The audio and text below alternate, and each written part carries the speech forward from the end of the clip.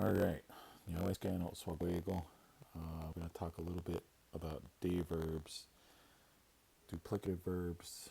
So this assumes you know all your pronouns and how future, past tense, optative, like would, could, and should already works. So we're just going to talk about de-verbs. You do come across duplicative verbs that have this de in front of them. So they pop in, and if you say like I need something, they walk out the end zone. They stepped. It's like stand up. So a lot of times these just plug in. I have this list of C stems here, C stem pronouns, and a lot of times you just plug them right in. So they, k, dace. You don't want to put them in front of these ones here yet because these start with the letter H. But most of these you can just plug them right in, and not that one, but they fit. So you want to teach that these have these hidden letters in there, because what happens is those come back in. So you have de yakni, de yagwa, de wak, de yonkni, de yongwa. All these hidden ones, they come back on now because something's in front of them. So you want to teach those ahead of time so it's not a surprise. When I was learning, sometimes I wondered where did those come from. So those also, when you use like people to people prefixes as well, which are the purples here, same thing, minus the H ones here. So you're just going to plug these in as you go along. Again, these ones have hidden Y's that come back on, and those just get put back on. De yunki, de yiti, de songwa, de sedwa. So duplicative verbs, you got to already know your C stems to go along with those. So when we talk about just plugging it into the ones that start with the letter H, so if we look here, right, like this whole little section right here is most of the ones that start with the letter H. Ha, hadi, ho, hodi, he, haste, huck, homo. So there's a different thing that happens when the day runs into those, right? So you have two options really. So if we go to this one, this top one first, right? So you have day plus ha.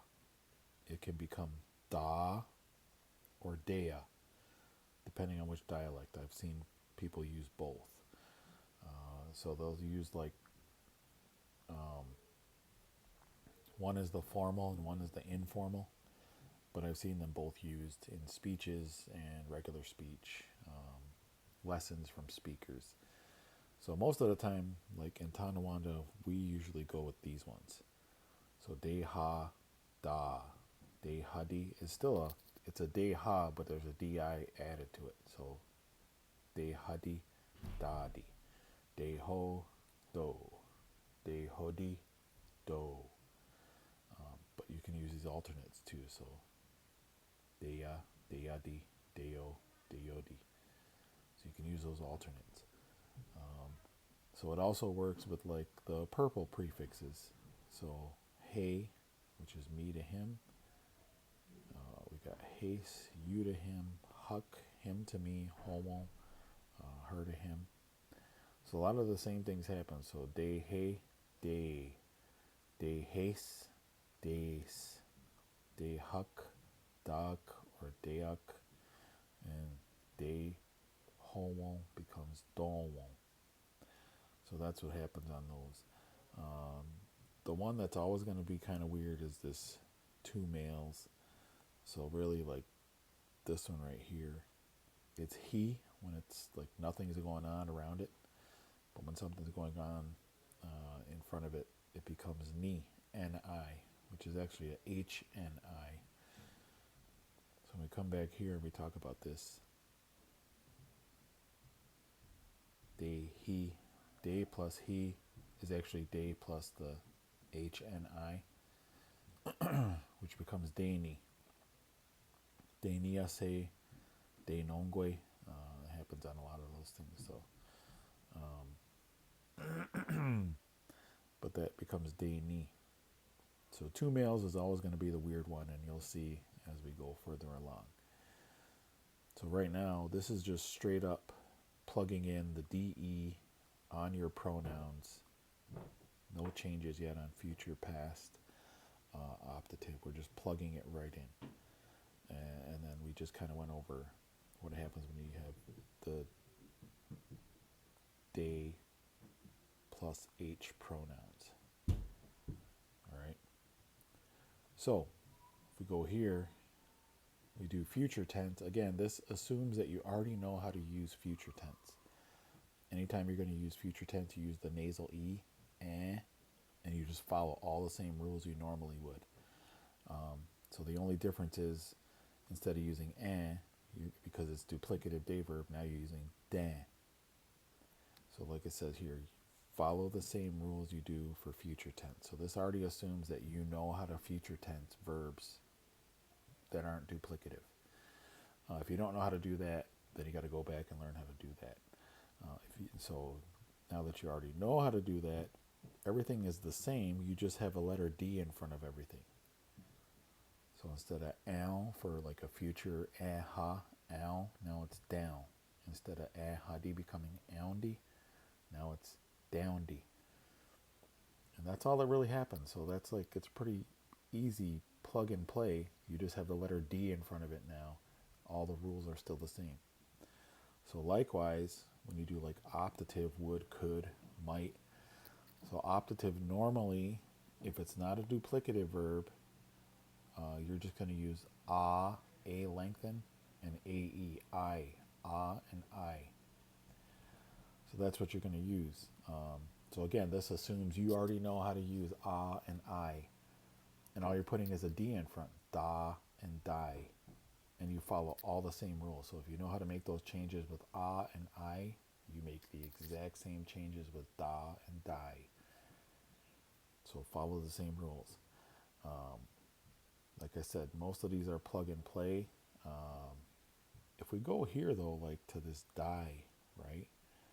So usually when you use die, I'll go up here and I'll switch it to this here.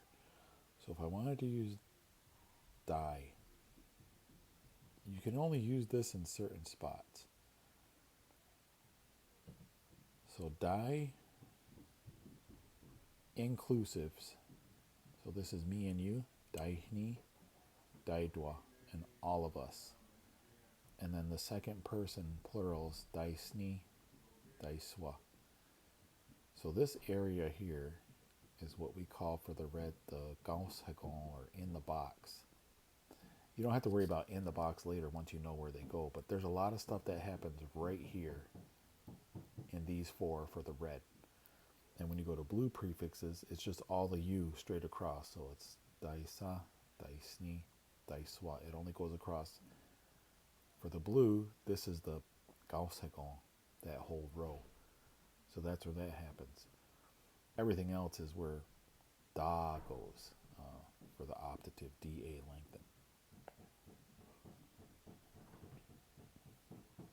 Okay. So when you do past tense, that's where it gets kind of tricky, but not really. When you're doing regular past tense, if you know how to use regular past tense, you know you have like o, you have a, you have what, and you have wa for regular. So you have like 4 options for past tense. 5 if you count the one for the me, blue, ong, or onk. But for the most part, you have those 4 changes. When you do past tense duplicative, you just have 2 options. O glottal T and O glottal DI. So the same thing like where I was showing you earlier where the die goes. If we were to do that again, if I was to go up here and do O glottal DI for my past tense. Again, so the O glottal T goes everywhere else, but the same thing I use this die. These go here, same thing, in the box. Gaushagon, o dihni, o disni, o o didwa, o diswa. It just goes to those ones. Everything else is O glottal T.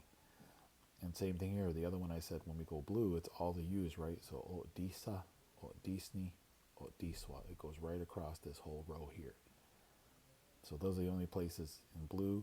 O glottal DI goes here. O glottal DI only goes in this group of 4 right here. And that's it. That's the only place those ones go. So when you go back to that,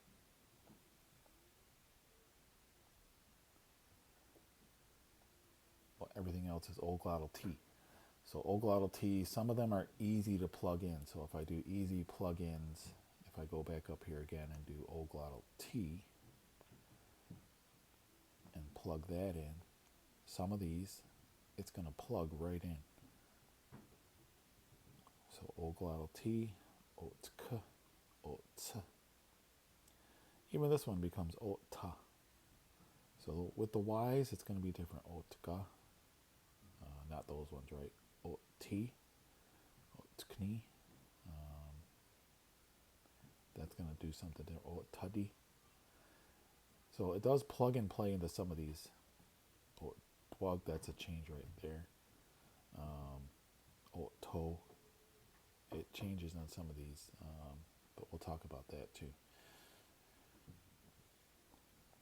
So what happens is it does interact with these. So like I said, some are plug and play. O glottal T plus the pronoun. Easy peasy. But other ones, O glottal T mixes with the pronoun. So when you have pronouns that start with W's, so if you take like a stem, red, is just a W, right? So O glottal T plus W becomes O dwa. And then the me form, wug, O glottal T plus wug becomes O dwug. Alright? So that just changes there. Instead of twug, now it's dwug. When you have pronouns that start with the letter Y, if you take the C stem for her, yay. If you take the me and someone in the C stem, yakni. If you take her or them to us, yonki. So now the T and the Y bump O glottal T, yay becomes O J. O glottal T plus yakni becomes O jakni. O glottal T plus yonki becomes O jonki. So if we go back up through here, you're going to have that happen a lot on these, right? So even though I'm highlighting this O glottal T, if we go to all these ones that start, this is O, it's going to become O J, O jakni, O jagwa, O jonkni, O jongwa, O jodi, O jonkni, O jo, O jago. So those are all the ones that start with the letter Y. They're going to turn into that J sound. So you can like practice that stuff with your students and give it. And like I said, even if we go to like these purples, if we go to these purples and take this with the purples, anything that starts with the letter Y, well, not that one though. O jong, O jesa, O jondad, O jonki, O jt. Those happen too, because all those start with the letter Y. They're hidden Y's, but now they're not hidden anymore because you're using a duplicative. So that's how it interacts with Y's. When it interacts with H's, the H just kind of disappears. So O glottal T plus ha, O ta. O glottal T plus hoodie, O toddy. O glottal T plus hug, O tug. So those are pretty simple changes. You can just practice those. Just plug in some C stems to get use out of those. So again, the two males is always the weird one. So O glottal T plus he. It kind of follows these rules up here. So O glottal T plus he equals O T. O glottal T plus Y. This would be like for A stem or nasal E stem for two males. That's the weird one that becomes the O ch. So if you say, take the word for like one of the words for marriage is adat nigan. You say they got married, o chadat nigan. Use the y, o glottal t plus the y plus the adat nigan, o chadat nigan. So you'll have that. And then again, so now if I just take like a stems, if we do past tense for these, so o glottal t, where's the o glottal t going to plug and play? It's going to plug and play here, here. It'll plug in right there. That'll turn into a j, right? O jo. That because it's a w, o dwa. This is the one we just talked about, o cha, o tkya. Because that starts with a y, o jagya. We're not going to mess with those yet. O teno starts with a w, o dueno starts with a y, o jagya. So there are some things like you do want to keep in mind as you're going through these, right?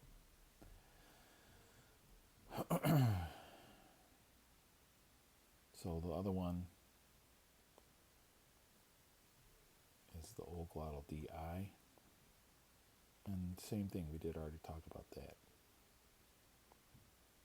Again, o dihnya, o disnya, o diswa, o didwa. When we go blue, it's just across this. That's it. Kind of make these J's o cha. So it's all going to go through those. It's just recognizing how does it mix with the pronoun. If it starts with a D, if it starts with a W, it starts with a Y, if it starts with a H. It's just learning how to do those things. But it's a pretty seamless mix when you do those. And that's kind of a short lesson on how the duplicative verbs work. So if you have any questions, just if you know my my number or have me on Messenger, just hit me up on it.